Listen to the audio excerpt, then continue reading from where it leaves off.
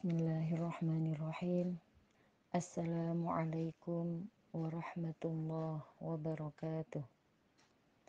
Allahumma sholli ala sayyidina Muhammad wa ala ali sayyidina Muhammad.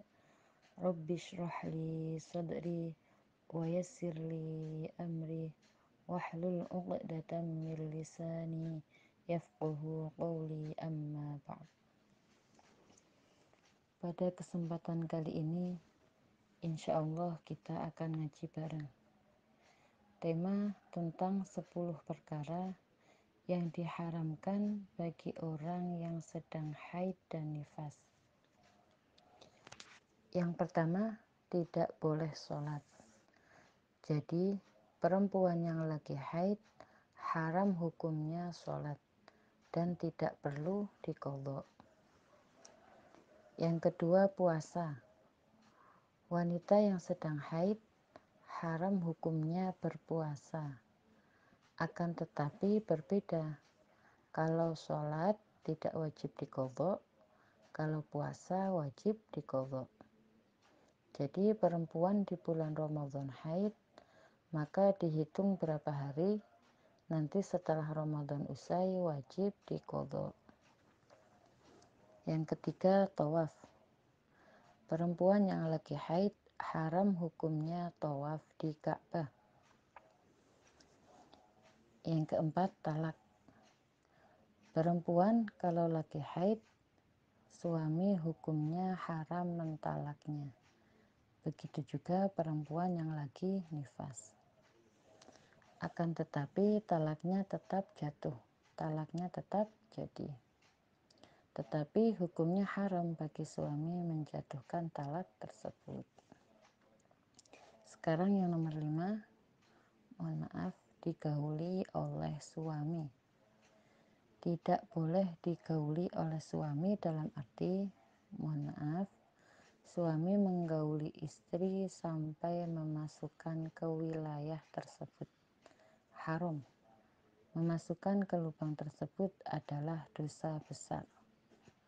Tapi seorang suami mencumbu istri sampai puas sah, asalkan jangan sampai masuk wilayah tersebut. Yang keenam, haram juga wanita yang sedang haid diam di dalam masjid meskipun mengenakan pembalut. Ini ulama 4 madhab mengatakan tidak boleh semuanya. Maka alangkah cerdasnya seorang pembuat masjid membuatkan di kanan kiri masjid ada satu wilayah yang bukan dihukumi sebagai masjid. Yang ketujuh, haram juga lewat di masjid jika dia khawatir melumuri masjid dengan darah haidnya. Ini kalau perempuan lagi haid hukumnya haram lewat di masjid. Kalau dia meyakini atau mengkhawatiri akan menetesnya darah haid di masjid. Tapi jikalau aman tidak menetes sebab memakai pembalut, maka tidak diharamkan dan dibolehkan. Misalnya seorang perempuan mungkin melayani, ngambil atau nganterin minuman keluar dan sebagainya, ada tukang dan sebagainya, atau ngambil anaknya yang lari ke masjid. Asal jangan diam di masjid. Kalau diam haram 4 madhab. Yang kedelapan, haram bagi wanita yang sedang haid menyentuh atau memegang mushaf Al-Quran. Menyentuh itu tidak boleh. Tidak boleh menyentuh atau memegang Al-Quran, kecuali darurat. Misal, Anda melihat ada angin menerpa, mushaf jatuh ke lantai, takut diinjak orang, sementara banyak orang yang lewat. Anda ambil, biarpun Anda dalam keadaan haid. Niatnya untuk memuliakan Al-Quran. Tapi kalau tidak dalam darurat, biarpun satu lembar Al-Quran yang lepas dari Qurannya, tetap haram menyentuhnya. Yang kesembilan, membawa mushaf Al-Quran. Membawa mushaf Al-Quran haram hukumnya, biarpun satu lembar Al-Quran. Haram Anda bawa. Tapi jika Anda bawa dibarengi dengan lainnya, tanpa Anda sentuh tidak haram. Misalnya di tas Anda ada Al-Qurannya, tapi di tas Anda kan ada macam-macam, ada kosmetiknya, ada dompetnya. Kalau masih dicampur dengan yang lainnya, asalkan niatnya bukan untuk membawa Al-Quran saja. Ada 4 niat. Niat membawa Al-Quran saja itu yang tidak boleh. Niat membawa Al-Quran dan yang lainnya boleh. Niat membawa yang lainnya boleh. Yang keempat, mutlak, pokoknya saya bawa. Di tas Anda ada Al-Quran, Anda haid tidak apa-apa. Yang penting jangan niat membawa Al-Quran saja, tapi ada sesuatu yang lainnya di tas Anda. Sekarang yang nomor 10, tidak boleh membaca Al-Quran di dalam madhab Imam Syafi'i dan juga madhab Imam Hambali dan juga madhab Imam Hanafi. Madhab Imam Syafi'i khususnya, bagi wanita haid tidak boleh membaca Al-Quran kecuali untuk zikir atau membaca Al-Quran dalam irama doa. Membaca Al-Falaq, An-Nas, Al-Ikhlas, ayat kursi untuk mendoakan anak kita agar terlindung dari gangguan jin dan segala macam sihir atau godaan yang tidak terlihat pada menjelang tidur. Maka kalau hendak tidur, bacalah Al-Falaq, An-Nas, Al-Ikhlas, ayat kursi, kemudian tiupkan di tangan, lalu usapkan di sekujur badan. Dalam keadaan haid boleh, tapi hanya untuk menjaga diri saja. Dan bagi Anda yang punya anak, boleh membacakan anak Anda. Atau misal, seorang wanita yang sedang haid mau makan, dia membaca bismillah. Kalimat bismillah adalah bagian daripada Al-Quran. Tetapi kalau perempuan mau makan membaca bismillah, pasti niatnya bukan membaca Al-Quran. Pasti niatnya untuk doa. Atau zikir yang diambil dari Al-Quran. La ilaha illa anta subhanaka inni kuntu minadh dhalimin. Itu istighfarnya Nabi Lut. Atau Rabbana atina fid dunya hasanah. Boleh. Dalam irama zikir boleh. Tapi kalau membaca Al-Quran bukan untuk zikir dan menjaga diri, haram di dalam madhab kita Imam Syafi'i. Jelas ya, haram dalam madhab Imam Syafi'i. Akan tetapi di sana ada madhab lain, khususnya untuk menghafal Al-Quran, kami hadirkan madhab Imam Malik. Dalam hal ini kami mengambil ilmu tersebut dari madhab Imam Malik. Di dalam madhab Imam Malik, Anda boleh amalkan. Di dalam madhab Imam Malik, wanita haid boleh membaca Al-Quran untuk belajar dan mengajar. Membaca ya, bukan menyentuh. Anda harus bisa membedakan membaca tanpa menyentuh.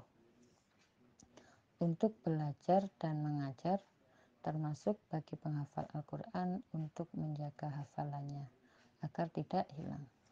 Tapi ingat, ada batasannya. Membaca untuk belajar dan mengajar, dan bagi yang menghafal agar tidak hilang hafalannya. Ini menurut madhab Imam Malik. Tapi Anda tidak boleh main-main. Ini adalah untuk kasus-kasus darurat, kasus tertentu. Atau misalkan seorang guru kampung atau TPA, Anda tidak usah khawatir. Ada madhab Imam Malik.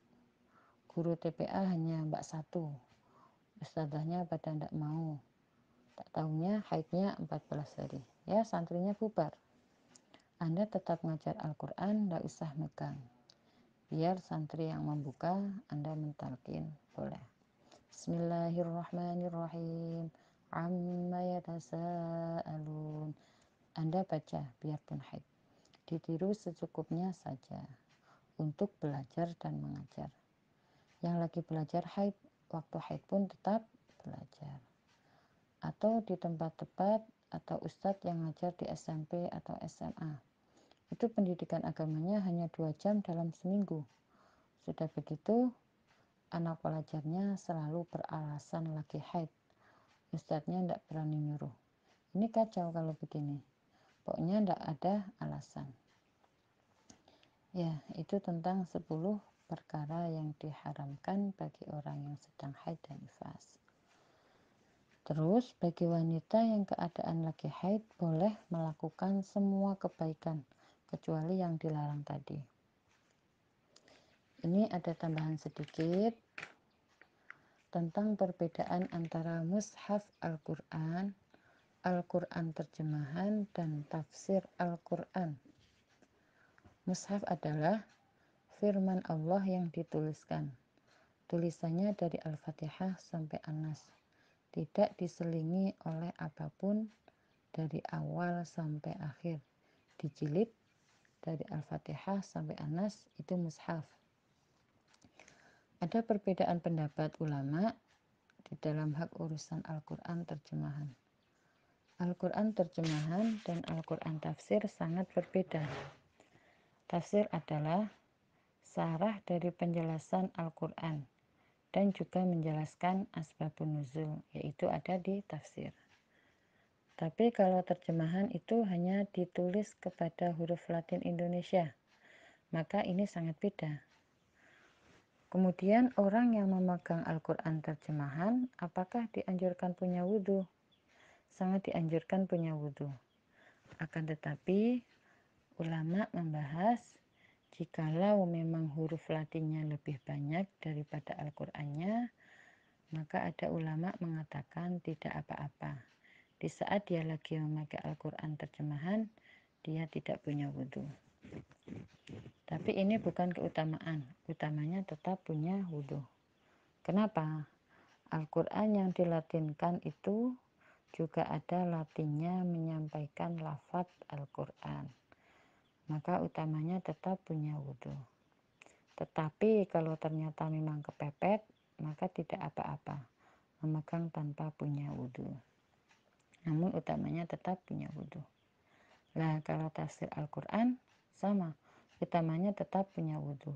Hanya saja memang dibahas para ulama, kalau memang ternyata lebih banyak huruf Arabnya, huruf Arab selain Al-Quran, selain huruf Al-Qurannya, maka ini sama, tidak punya wudhu pun tidak masalah.